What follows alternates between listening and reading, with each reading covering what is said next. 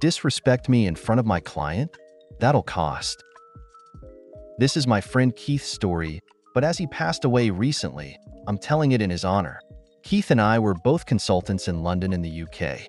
This was in the mid-1990s. Keith had booked lunch with a potential new client he was trying to win over at quite an upmarket restaurant in Soho.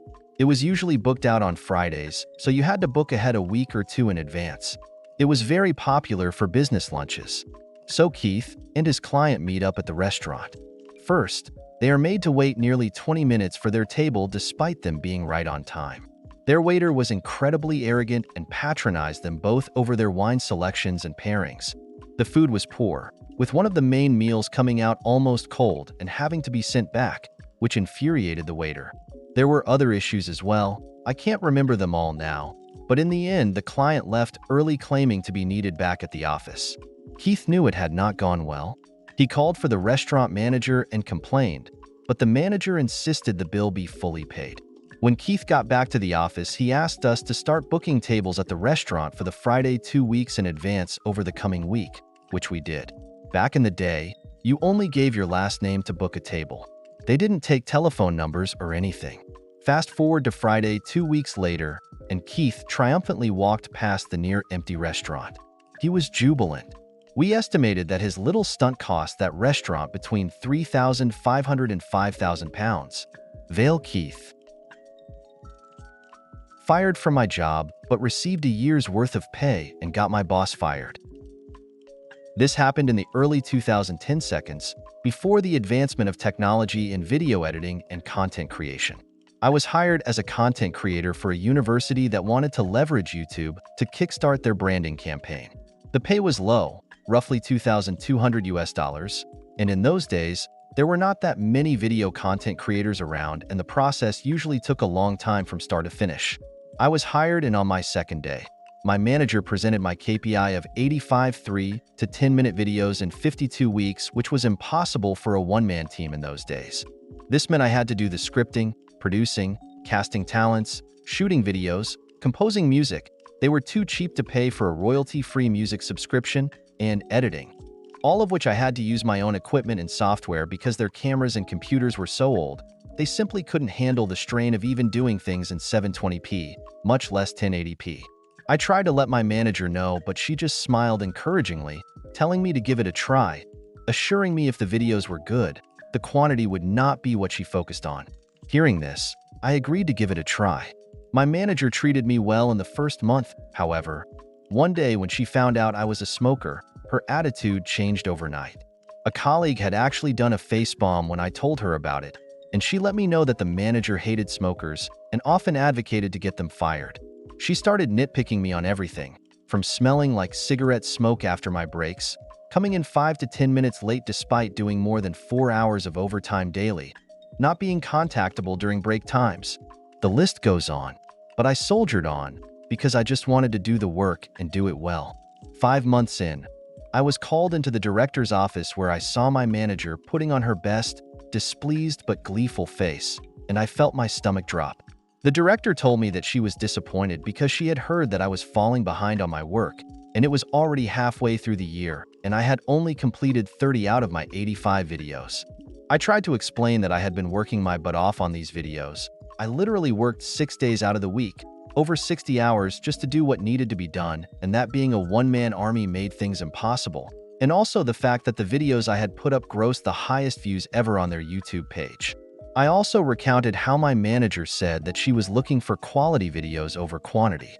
The director dismissed this and stated that the KPI was simply 85 videos in a year, and since it was almost half a year in with my numbers at less than half, she felt it prudent to cut the cord early.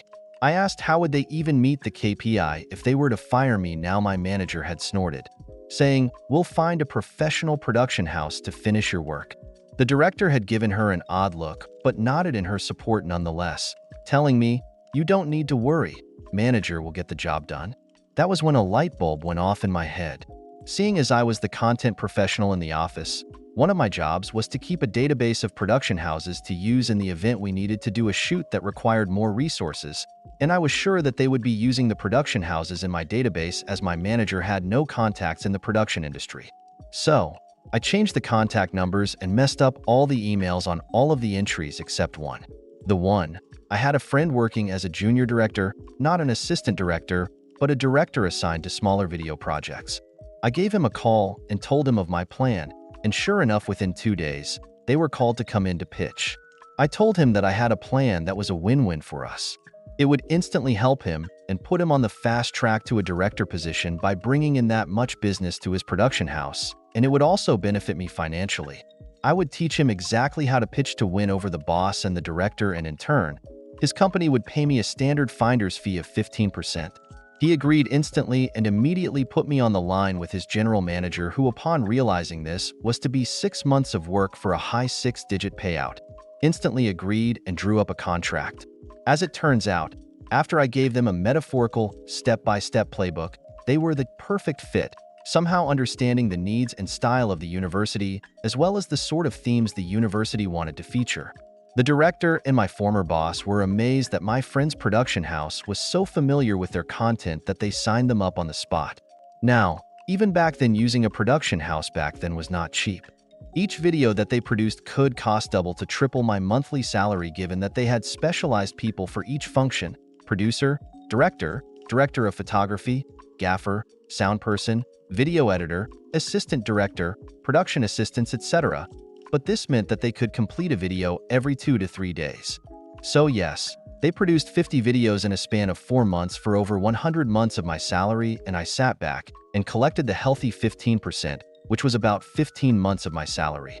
This allowed me to put money aside for a holiday and the rest to further my studies with a respected film school overseas. I thought my plan ended here and I had gotten back at my former bosses, but to my surprise, I received a call from my colleague while I was holidaying in Bali one day. This was the same colleague who had facepalmed when I told her that my manager had found out that I was a smoker. She told me that my former manager had been fired and my director given a massive blasting by the chancellor of the university.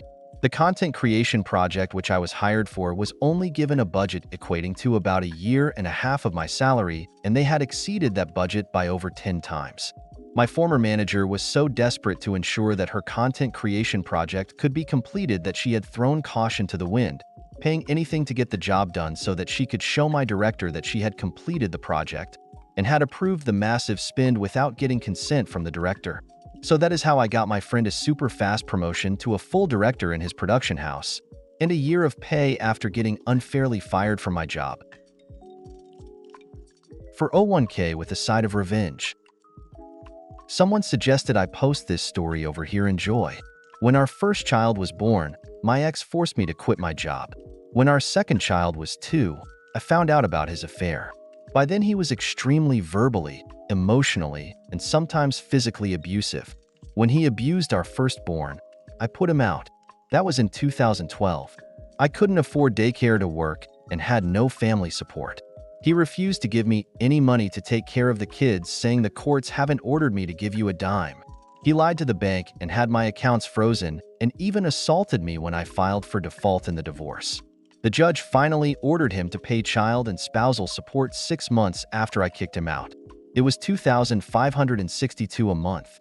He refused to pay it until the garnishment kicked in, and by then he was $6,000 behind in support.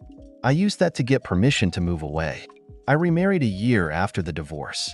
I checked the court docs, and there was a little box that said spousal support stopped upon remarriage if that box was checked. It wasn't checked, so I figured I was good. Instead of filing for his retirement, I just took that year of spousal support, $12,000, and left it alone. Spousal support was only ordered for 2 years. In 2017, he filed for sole custody of the kids out of nowhere. That was when he found out I had remarried, and he had paid spousal support to me during the first year of my marriage. I told him I took that money instead of filing for my share of his retirement. I said if he let me keep that $12,000, I wouldn't file to split his 401k. He demanded that I repay the spousal support. The judge ordered me to repay it, but increased child support and deducted the repayment from that. It ended up that I got an extra $20.00 a month, and he repaid himself. He dropped his bid for custody in exchange for 2 extra weeks in summer. I pursued the retirement account split. He refused to cooperate and dragged it out for 4 years. It was so bad, they sanctioned him, and he had to pay me $600 a month for a year in addition to child support. They also charged him with contempt. In January 2021, he proposed to his girlfriend. In May of 2021, I finally got the disbursement from his 401k. I won't say how much it was, but it was about 4 times the amount of spousal support overpayment. I had no idea it would be that much. I had thought it would be around 12k, which is why I thought keeping that year of spousal and not filing for his retirement account was a fair trade. Had he not tried to take the kids from me, I never would have filed to split the account. Play stupid games, win stupid prizes. His fiancée emailed me recently and told me it is my fault he won't marry her because I cleaned out his retirement account. She said I shouldn't have stolen his money. I told her that I gave him the option to let me keep that year of spousal support or take it back and I could file for his retirement. He chose to have me file for his retirement. I told her that if he really wanted to marry her and protect his assets, they could get a prenup so he wouldn't have to worry about it. She said she shouldn't have to sign a prenup because I robbed him. I never asked to be financially dependent on him. He clearly indicated he wanted a court order to take care of his kids, so I got him one. I tried to be fair and take the lesser amount by taking the spousal support and not filing for his retirement. He wouldn't let me. In summary, my ex refused to pay me until support orders dropped, refused to pay until they revoked his license, tried to get me in trouble for accepting spousal support overpayment, and in the end it cost him a lot of money out of his 401k. Landlord put me through 3 years of hell. My landlord was a terrible human being. Honestly, calling him a human is even pushing it. Just a few things he has done to me over the past 3 years. Stole my dryer and other household products that are in a common area. Made me pay for a plumbing repair which was deemed normal wear and tear. Tried breaking into my house. Retaliated against me because I went to my lawyer after he sent me a letter about a parking spot. He tried charging me an extra $150/month. Mind you, I was never late for rent in 3 years, except for when he made me pay for the plumbing repair. So the next month, I was a couple days late. The list goes on. Now this apartment was nowhere near nice. I found out the plumbing was illegal. He left me with a porch for years that has severe safety issues. The ceiling paint was always falling down. Gas heater was not up to code, and so on. I finally got my chance to leave after he wanted to raise my rent $500/month. He will do anything and everything to get more money out of his tenants. So I called the building inspector 4 days before I left. I told him everything. The porch when he finally replaced it didn't have a permit and was definitely not up to code. I told him about the plumbing and the heater. I went on and on. The inspector came over the very next day. I saw him taking measurements. Each violation is a $500/day fine until fixed. I honestly don't know what happened, but my God, did it feel good to finally get him back. He's at the very least on the town's radar. A week before I moved out, he tried telling me I needed to be out at a specific time. I never responded, and where I lived, that's not how it works. He tried to threaten me with the police if I wasn't gone. Well, I went to the police myself that morning to warn them. The landlord did come by, threatened me, and harassed me. I called the police. They informed him I was in the right. Long story short, he had broken into my apartment I had left to go to storage while I was gone. He nailed my door shut. I told the police to get the supervisor because I was over being harassed by this guy.